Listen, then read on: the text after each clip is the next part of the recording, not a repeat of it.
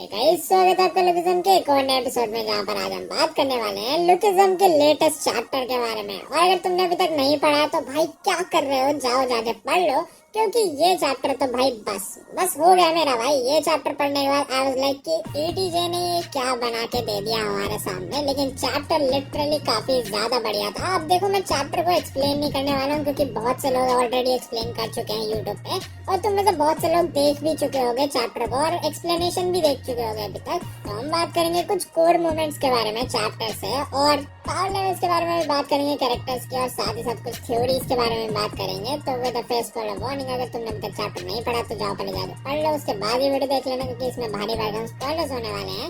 Okay, तो सबसे पहले स्टार्ट करते हैं फर्स्ट जनरेशन के किंग्स के साथ। तो देखो, फर्स्ट जनरेशन के किंग्स और उनके पंटर लोग हम सब जानते हैं वर्कर्स पे ऑलरेडी अटैक कर चुके हैं, और यहाँ पर मैंडी हॉग पिछले चैप्टर के अंदर आरआईपी हो गया था, ये हम सभी जानते हैं। लेकिन यहाँ पर मेन चीज ये है कि इस चैप्टर के अंदर हमें ऐसा दिखाया जाता है कि वर्कर्स वाले काफी डेस्परेट सिचुएशन के अंदर है, कि वर्कर्स वालों के पास कोई तरीका ही नहीं है फर्स्ट जनरेशन के किंग्स और उनके पंटर लोग को हैंडल करने का। उनके ब्लैक वर्कर्स भी निपट चुके हैं, क्योंकि वो इतने पावरफुल नहीं है कि वो फर्स्ट जनरेशन के किंग्स को हैंडल कर पाए। और वो भी इन किंग्स को काफी ज्यादा हाइप करा जा रहा था कि ये काफी ज्यादा पावरफुल हैं, क्योंकि ये कीटे किम की टीम से हैं, कि जब हमें आगे एलाइड दिखे तो हमें पता लगे कि एलाइड इनको तो आराम से निपटा सकती है। और इस चैप्टर में एग्जैक्टली यही हुआ है, पर एलाइड पे बाद में आएंगे। पहले बात करते हैं कुरोडा ryuhei और मेगामी केंटा के बारे में। तो देखो, मेगामी केंटा ने एंड्योरेंस मास्टरी को अनलॉक कर लिया है, या एंड्योरेंस थ्रेशहोल्ड को कह सकते हो, जो कि पता नहीं क्यों मुझे काफी वियर्ड लगा, क्योंकि मेगामी केंटा देखो केंटा क्लैन से आता है, और केंटा क्लैन वालों ने ही गन को क्योकुशिन कराटे सिखाई थी। और सीरियसली केंटा क्लैन का एक बंदा इतना लूजर टाइप, देखो मुझे इस चीज का पता है कि मेगामी केंटा इतना कोई बड़ा हीरो नहीं है कि वो रैंडमली आए और सबको निपटा के चला जाए। मैं जानता हूँ कि उसके साथ ये केस नहीं है, क्योंकि पहले वो जैक ली से पावरफुल था, लेकिन जैक बाद में ट्रेनिंग करने के बाद उससे काफी ज्यादा पावरफुल हो गया। तो हम इतना तो जानते हैं कि वो काफी टाइम पहले की बात है, जब जैक ली हारा करता था, और जैक ली को ट्रेनिंग लिए हुए भी बहुत टाइम हो गया है।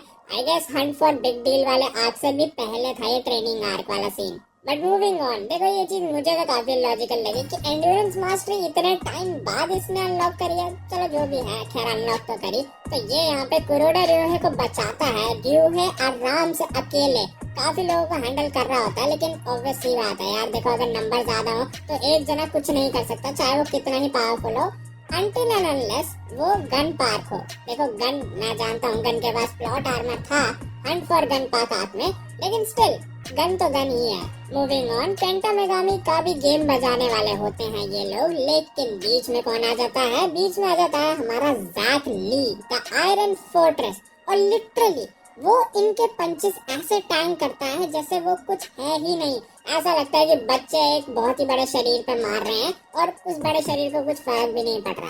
मतलब ये मान लो चींटी हाथी को मार रही है, लेकिन हाथी उसको कुचल के चला जाएगा। अब ये चीज मैंने तुम्हें क्यों बताई, ये यहाँ पे एग्जांपल मैंने इसलिए लिया क्योंकि इस केस के अंदर हाथी जैक ली है, और चींटी फर्स्ट जनरेशन के किंग्स और फर्स्ट जनरेशन के जितने भी पंटर लोग वहाँ पर आए हुए हैं। And now I can finally से कि हमारे जैक ली ने फर्स्ट जनरेशन के किंग्स को सरपास कर लिया है। देखो हाई टियर किंग्स की बात नहीं कर रहा हूँ, मैंने बोला मिड टियर और लो टियर किंग्स को। And I guess even speed में तो वो गोंग सब्जी को भी मैच कर सकता है, जब गोंग सब्जी अपने प्राइम के अंदर था उसकी बात कर रहा हूँ, क्योंकि कीटे के साथ हमने उसकी फाइट देखी है, और उसमें हमने इसकी स्पीड भी देखी थी कि जैक कितना ज्यादा फास्ट था। मूविंग ऑन, देखो अगर बात करें जैक के साथ साथ यहाँ पर आया था सीनू, जिसने 2 किंग्स को ऐसे ही निपटा दिया। बस 2 किक के अंदर 2 किंग ऐसे ही निपट गए। इट्स अगेन प्रूव्स कि सीनू भी काफी ज्यादा पावरफुल हो गया है पहले से। और वेल देखो यहाँ पर एक मेन चीज ये भी आ जाती है कि सीनू ने पहले लड़ाई करी हुई है कीटे किम से, या फिर लड़ाई नहीं, ये कह सकते हैं कि पहले वो कीटे से मिला हुआ है, और उसको पता है कि कीटे को उसके अटैक का फर्क भी नहीं पड़ा था। और इसी से हमें एक चीज पता लग जाती है कि कीटे कितना ज्यादा पावरफुल था उस टाइम पे, और सीनू को ये चीज ऑलरेडी पता होगी। तो सीनू को ये भी पता होगा कि कीटे यहाँ पर आ रहा है, क्योंकि ऑब्वियस सी बात है यूजीन ने सब पहले ही प्लान कर रखा था डैनियल के साथ, जिसके बारे में मैं ऑलरेडी प्रेडिक्ट भी कर चुका था। खैर इतनी बड़ी बात नहीं है, प्रेडिक्शन लगाना तो कोई भी कर सकता है। बट मूविंग ऑन, देखो यूजीन एक काफी कैलकुलेटिव इंटेलिजेंट पर्सन है, उसको ऑलरेडी सारी संभावनाएं पता होती है कि क्या क्या क्या हो सकता है उस हिसाब से वो तैयारी करके रखता है। और अब जबकि सीनू एलाइड के साथ ही आया है और एलाइड से बातचीत भी करी होगी आते हुए, तो देखो कुछ मेंबर्स एलाइड के तो यहाँ पे अवेलेबल नहीं है, लेकिन एलाइड के जितने भी मेंबर्स अवेलेबल हैं उन सब ने ही कीटे से भिड़ंत कर रखी है। जैसे जैकली ओजी डैनियल ने अपनी दूसरी बॉडी में भिड़ंत करी थी, लेकिन उसको अंदाजा है कि कीटे क्या चीज है। प्लस सीनू भी लड़ा हुआ है।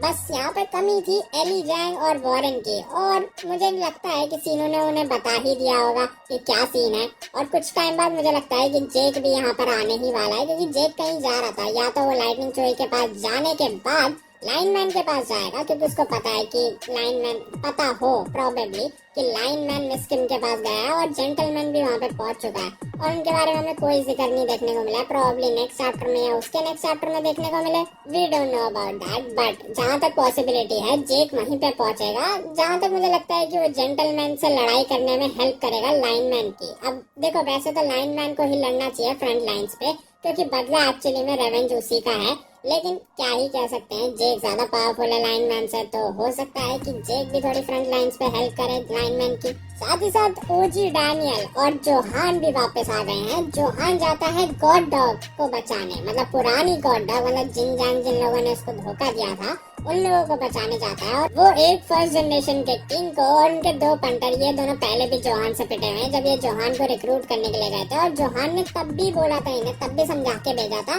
कि जब तक मैं ऊपर हूँ तब तक तो मान जाओ, लेकिन जब मैं अंडरवर्ल्ड के अंदर आऊंगा तो उस दिन कीटे रोएगा। और यहाँ पर भी इनको कूटने के बाद जोहान के पहले शब्द क्या होते हैं कि जाओ उस हरामी कीटे को मेरे सामने लेकर आओ, मैं उसको आज रुला कर जाऊंगा। ओके ठीक है, मैं मानता हूँ जोहान भाई आप काफी पावरफुल हो गए हो, ठीक है, आपके पास कुछ ना कुछ एबिलिटीज आ गई हैं, आपके पास यूनिक पाथ भी आ गया है, आप यूआई डैनियल के मूव्स भी कॉपी कर सकते हो, लेकिन इसका ये मतलब नहीं होता कि आप एक ऐसे बंदे को चैलेंज करो जो हाथ में कुल्हाड़ा लेकर चलता है, लाइक लिटरली ना आए देखता है ना बाएं देखता है, वो सीधा कुल्हाड़े से हाथ पैर निकाल देता है। भाई साहब आपकी तो आंखें अभी थोड़े दिन पहले ही ठीक हुई है, क्या चाहते हो कि हाथ पैर भी निकल जाए? हाथ पैर क्या प्रोस्थेटिक लगाओगे टॉमली की तरह? क्या नहीं, जिंदा जाना है ना, घर जाना है ना, मम्मी के पास जाना है ना घर वापस, क्यों मजे ले रहे हो? जब आ जाएगी पूरी लाइट टीम तब उनके साथ लड़ लेना, क्यों अकेले हीरो क्यों बनना? वेल बट जोक्स अपार्ट, देखो मैं यहाँ पर यही बोलूंगा कि जोहान और कीटे की अगर फाइट होती है 1-on-1 तो ऑब्वियसली बात है जोहान हार जाएगा अभी करंट लेवल पे, तो वो कीटे के आसपास भी नहीं है, लेकिन क्या पता हमें पीटी जैसे कुछ नई एबिलिटीज देखने को मिले जोहान की, तब भी बहुत ज्यादा डिफिकल्ट है कीटे को हराना 1-on-1 में तो। और हो सकता है कि अगर पूरे एलाइड ही कीटे के ऊपर टूट पड़े तो ओजी डैनियल और जोहान का मैं देखना चाहूंगा एक काफी बढ़िया मैचअप कीटे के साथ, क्योंकि दोनों के ही पास यूनिक पाथ है। खैर अब जब बात आ गई है ओजी डैनियल की, तो ओजी डैनियल के लिए यहाँ पर बहुत ही बढ़िया चांसेस हैं कि वो चंगसू से जाके भिड़ जाए, क्योंकि ओजी डैनियल द साइकिल जीनियस वापस आ गया है। खैर ओजी डैनियल अपनी दोनों ही बॉडी में साइकिल जीनियस है, क्योंकि वो साइकिल से ही ट्रैवल करता है। मुझे समझ में नहीं आता इस बंदे के पास इतना पैसा है, चेयरमैन होंग इसके हाथ में है, एक बाइक ही मांग ले उनसे। खैर चलो ड्राइविंग लाइसेंस नहीं होगा हमें क्या। वेल तो देखो बहुत ज्यादा चांसेस है कि ओजी डैनियल चंगसू से ही भिड़ने जा रहा है, और हमें देखने को मिलेगा चंगसू वर्सेस ओजी डैनियल, जो कि मैं काफी टाइम से बोलता आ रहा हूँ कि जब चंगसू ओजी डैनियल से भिड़ेगा तब उसको उसकी औकात नजर आ जाएगी। और देखो यहाँ पर डिफरेंस और इंचियन आर्क में डिफरेंस क्या है, इंचियन आर्क के अंदर सब पिटे हुए थे, मतलब पेचन जो ने सबको पीट के गिरा था, लेकिन यहाँ एक्चुअली हुआ क्या है, यहाँ पर एक बंदे की मौत हो गई है जो कि है मैंडियॉक। चंगसू ने अपनी लिमिट्स को क्रॉस कर दिया है, तो ओजी डैनियल हो सकता है कि चंगसू से जैसे ही मिले और वो मैंडियॉक की डेड बॉडी देखे, चंगसू का तो गेम बजना ही बजना है। और हमारे ओजी डैनियल के पास यूनिक पाथ भी है, हमें ये नहीं भूलना चाहिए कि इस बार ये एसबी बॉडी नहीं है, ये ओजी बॉडी है, और ओजी बॉडी फिलहाल के लिए एसबी बॉडी को सरपास कर चुकी है सारे ही स्टैट्स में। और कोई भी कमेंट में आके ये नहीं बोलेगा एसबी यूआई डैनियल, भाई मैं एसबी डैनियल की बात कर रहा हूँ, बेस फॉर्म की। मैं एसबी यूआई डैनियल, वो मौत है भाई, उससे कौन लड़ेगा? एक बात बताना, उससे कौन लड़ेगा जाके? वेल लास्ट में मैं यही कहना चाहूंगा कि सारे ही एलाइड के मेंबर्स अभी फिलहाल के लिए तो फर्स्ट जनरेशन के किंग से काफी ज्यादा पावरफुल दिखाई दे रहे हैं, क्योंकि उन्होंने आते ही ऐसे ही निपटा दिया है सबको। तो मोस्ट प्रोबेबली बहुत से चांसेस है कि यहाँ पर ये जो फाइट है, वर्कर्स का हंट जो है, ये अनसक्सेसफुल हो जाए, जो कि मैंने तुम्हें पहले भी बताया है। मैंने लगभग बहुत चीजें प्रेडिक्ट कर दी थी, क्योंकि हो सकता है ये काफी प्रेडिक्टेबल आर्क हो सकता है काफी लोगों ने और भी प्रेडिक्ट कर दिया हो, तो मैं ऐसे कुछ मसीहा वसीहा नहीं बन रहा कि भाई सिर्फ मैं ही कर सकता हूँ ये काम, पीटीजे तो सिर्फ मैं ही चैप्टर प्रेडिक्ट कर सकता हूँ। नहीं भाई देखो, पीटीजे को पूरा पूरा रिस्पेक्ट है कि उनका जो काम होता है वो काफी अच्छा होता है और वो काफी डिलीवरेबल भी होता है कि हम एज फैंस हमें बहुत अच्छा लगता है उनका काम। तो मैं बस यही कहना चाहूंगा कि फर्स्ट जनरेशन वालों के तो बत्ते बैठने पक्के हैं, क्योंकि हमें अगले चैप्टर में या तो जेंटलमैन वाला आर्क देखने को मिलेगा, मतलब जेंटलमैन और लाइनमैन की फाइट देखने को मिलेगी, या फिर मोस्ट प्रोबेबली ओजी रैनर और चंगसू की फाइट देखने को मिलेगी। क्योंकि कुछ फाइट का मैं बहुत ही बेकरारी से वेट कर रहा हूँ, जैसे कि OG Daniel versus Changsu, Johan versus कीटे, एलाइड वर्सेस कीटे, और इस आर्क के अंदर तो सीनू हान भी है। तो हो सकता है कीटे को कुछ तो डिसएडवांटेज मिले एक तरफ से, क्योंकि इस बार बहुत ही ज्यादा पावरफुल फाइटर्स हैं, इस बार मैच्योर फाइटर्स भी हैं, जैसे कि सीनू हान, एली भी है यहाँ पर, वॉरेन भी है सीक्यूसी के साथ। और वैसे खैर वॉरेन का सीक्यूसी इतना कुछ इम्पोर्टेंट नहीं है, लेकिन हाँ मैंने बता दिया कि वॉरेन के पास भी ऐसी स्किल्स हैं जो वो यूज कर सकता है।